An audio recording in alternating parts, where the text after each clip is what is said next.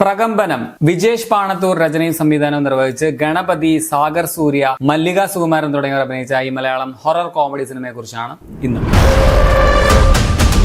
ഒരു കോളേജ് ഹോസ്റ്റലിലെ 3 ചെറുപ്പക്കാർക്കിടയിൽ ഒരു വെറൈറ്റി അതിഥി എത്തുകയാണ്. അയാൾ എങ്ങനെ അവിടെ എത്തി, തുടർന്ന് പുള്ളി എന്തൊക്കെ ചെയ്തു എന്നൊക്കെ ഉള്ളതാണ് ഈ സിനിമ പറയുന്നത്. പടം എങ്ങനെയുണ്ടെന്ന് ചോദിച്ചാൽ എനിക്ക് ഇഷ്ടപ്പെട്ടു. ഒരു decent one time watch comedy പടമാണ്. ഈ കോമഡി പടം എന്നും പറഞ്ഞ് ഈയിടെയായിട്ട് വരുന്ന പല സിനിമകളിലും ഒട്ടും കോമഡി ഉണ്ടാവാറില്ല എന്നുള്ളതാണ് വാസ്തവം. അത് വെച്ച് നോക്കുമ്പോൾ അത്യാവശ്യം നന്നായിട്ട് ചിരിക്കാനൊക്കെ ഉള്ള ഒരു പടമായിട്ടാണ് എനിക്ക് തോന്നിയത്. ഞാൻ വളരെ റിലാക്സ്ഡ് ആയിട്ട് ഇതിന്റെ കഥയും ലോജിക്കും എല്ലാം മറന്ന് അങ്ങനെ ആസ്വദിച്ചു കണ്ടൊരു പടമാണ്. ഒരു ഫൺ റൈഡ് എന്ന് പറയാം. രസകരമായിട്ടുള്ള ഇൻട്രസ്റ്റിംഗ് ആയിട്ടുള്ള ഒരു സ്റ്റോറിയാണ് പടത്തിൻ്റെത്. എന്ന് വെച്ചാൽ നമ്മൾ കാണാത്ത, നമുക്കറിയാത്ത പുതിയ സംഭവങ്ങളൊന്നും അല്ല.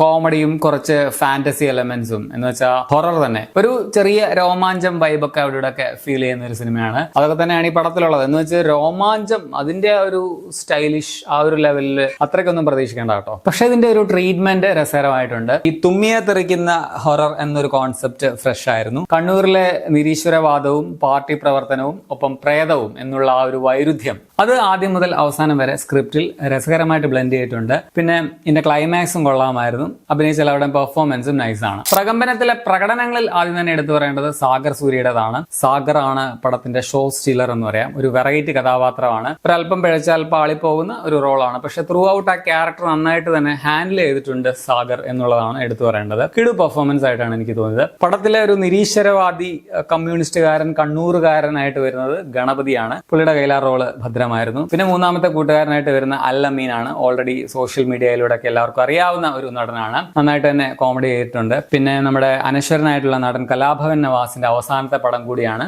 കിട്ടിയത് അത്യാവശ്യം നല്ലൊരു റോള് തന്നെയായിരുന്നു പുള്ളിക്ക്. പിന്നെ നമ്മുടെ പി കുഞ്ഞികൃഷ്ണനും മല്ലിക സുകുമാരനുമാണ് പടത്തിൽ ചിരിപ്പിക്കുന്ന മറ്റു 2 പേരെന്ന് പറയാം. അതിൽ മല്ലിക സുകുമാരന്റെ ഡബ്ബിങ് എടുത്ത് തന്നെ പറയണം. അതുപോലെ തന്നെ അസീസ് നെടുമങ്ങാട്, വേറൊരു ഇൻട്രസ്റ്റിംഗ് ക്യാരക്ടറായിട്ട് രാജേഷ് മാധവനും പടത്തിലുണ്ട്. 2 പേരും കൊള്ളാമായിരുന്നു. പിന്നെ ഇതിലൊരു ബോംബ് ആയിട്ട് വരുന്ന ഒരു ബ്രോ ഉണ്ട്, സനീഷ് ഗിന്നസ് എന്നാണ് ഞാൻ നെറ്റിൽ നോക്കിയപ്പോൾ പേര് കണ്ടത്. പുള്ളി കിടുവായിരുന്നു. മറ്റൊരു സോഷ്യൽ മീഡിയ താരമായിട്ടുള്ള സുബിൻ ടാർസനും കൊള്ളാമായിരുന്നു. പ്രശാന്ത് അലക്സാണ്ടർ, ശീതൽ ജോസഫ്, അങ്ങനെ കുറേയധികം താരങ്ങൾ ഈ പടത്തിലുണ്ട്. ആൽബിൻ ആന്റണിയുടെ ക്യാമറയും സൂരജ് ജിയസിന്റെ എഡിറ്റിംഗും കൊള്ളാം. അതുപോലെ ഇതിന്റെ കളർ ടോണും നൈസാണ്. മ്യൂസിക്കിന് ഈ പടത്തിൽ നല്ല പ്രാധാന്യമുള്ള ഒരു സിനിമയാണ്. ബിബിൻ അശോകും ശങ്കർ ശർമ്മയും ചേർന്നാണ് മ്യൂസിക് ചെയ്തിരിക്കുന്നത്. പാട്ടുകൾ ബിബിൻ അശോകിന്റേതാണ്. പാട്ടുകളിൽ വൈക്കം വിജയലക്ഷ്മി പാടിയ ഒരു ഭക്തിഗാനം ടൈപ്പ് സോങ് ഉണ്ട്. അത് രസമുണ്ടായിരുന്നു. അതിന്റെ പിക്ചറൈസേഷനും രസമുണ്ടായിരുന്നു. ശങ്കർ ശർമ്മയുടെ ബാക്ക്ഗ്രൗണ്ട് സ്കോറും കൊള്ളാം. ക്ലൈമാക്സിലെ ഗ്രാഫിക്സും നീറ്റ് ആയിട്ട് തോന്നി. ഈ നദികളിൽ സുന്ദരി യമുന എന്ന ധ്യാൻ ശ്രീനിവാസന്റെ സിനിമ സംവിധാനം ചെയ്ത വിജേഷ് പാണത്തൂരാണ് ഈ പടം ചെയ്തിട്ടുള്ളത്. പുള്ളിയോടൊപ്പം തന്നെ ശ്രീഹരി വടക്കൻ കൂടിയാണ് ഇതിന്റെ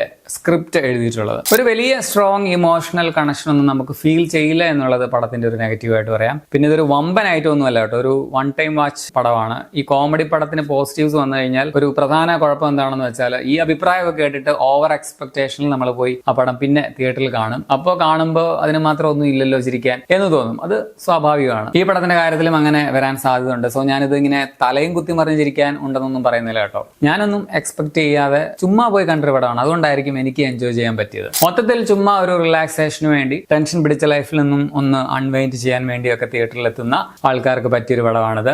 വലിയ സംഭവമായിട്ട് കരുതണ്ട. സ്റ്റിൽ ഒരു decent one time watch horror comedy സിനിമയാണ്. എനിക്ക് വർക്കായ പടമാണ്. എന്ന് വെച്ചാൽ നിങ്ങൾക്ക് ഇത് അഭിപ്രായം ആകണമെന്നില്ല. പടം നിങ്ങൾക്ക് തിയേറ്ററുകളിൽ ഇപ്പോൾ കാണാം. 2 മണിക്കൂർ 8 മിനിറ്റാണ് സിനിമയുടെ റൺ ടൈം. 18+ ഒന്നുമല്ല, എല്ലാവർക്കും കാണാവുന്നതാണ്. അപ്പോൾ നിങ്ങൾ ഈ പടം കണ്ടുള്ളവരാണെങ്കിൽ നിങ്ങളുടെ അഭിപ്രായം കമന്റിൽ രേഖപ്പെടുത്തുമല്ലോ. ശരി എന്നാൽ.